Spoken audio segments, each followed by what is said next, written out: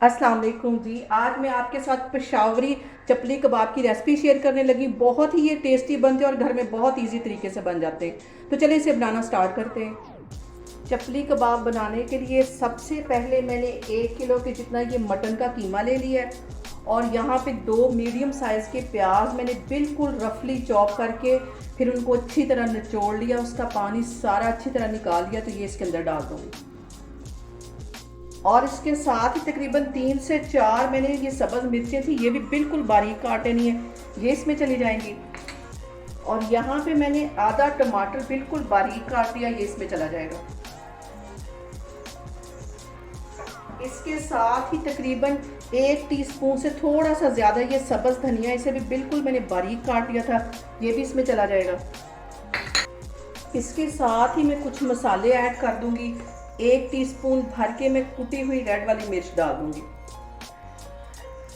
और 1 टीस्पून भर के मैं कुटा हुआ ज़ीरा डाल दूंगी और इसी तरह 1 टीस्पून भर के मैं सूखा धनिया पिसा हुआ ये डाल दूंगी।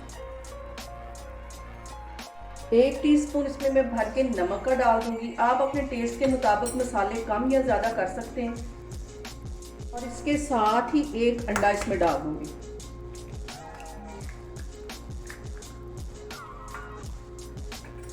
दो टेबलस्पून के करीब इसमें मैं मैदा डाल दूंगी, ये इसको बाइंड करने के काम आएगा।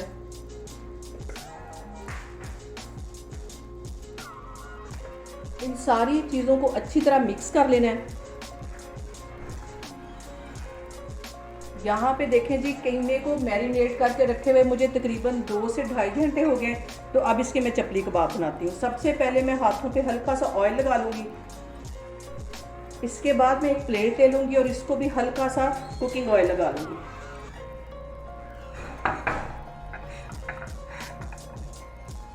और ये कोफ्ते से थोड़ा सा बड़ा इसका एक गोला सा ले लूँगी और पहले अच्छी तरह इसको गोल इस तरह बना के तो प्लेट में इस तरह रख के, ताकि ये इक्वल एक तरह का बने। और इसको चपली कबाब की शेप दे लूँगी। यहाँ पे देखें जी, मैंने इसको चपली कबाब की शेप दे दी और एक टमाटर का स्लाइस में इस तरह ऊपर रख दूँगी।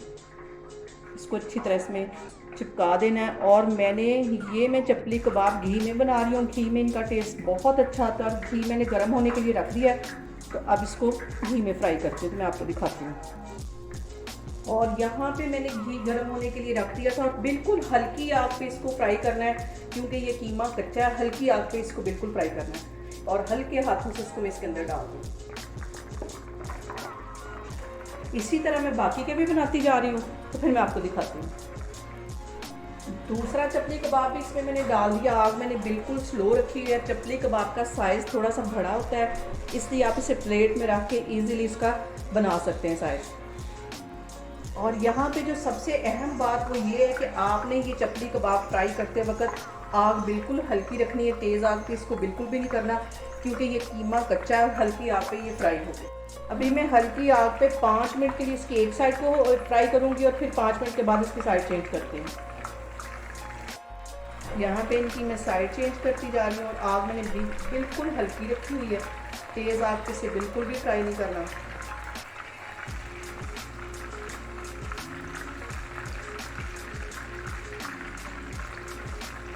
एक साइड को मैंने अच्छी तरह 5 मिनट के लिए फ्राई कर लिया। अब इसकी मैं साइड चेंज करती हूँ और दूसरी साइड भी ऐसे मैं बिल्कुल हल्की आग पे फ्राई करती जाऊँगी।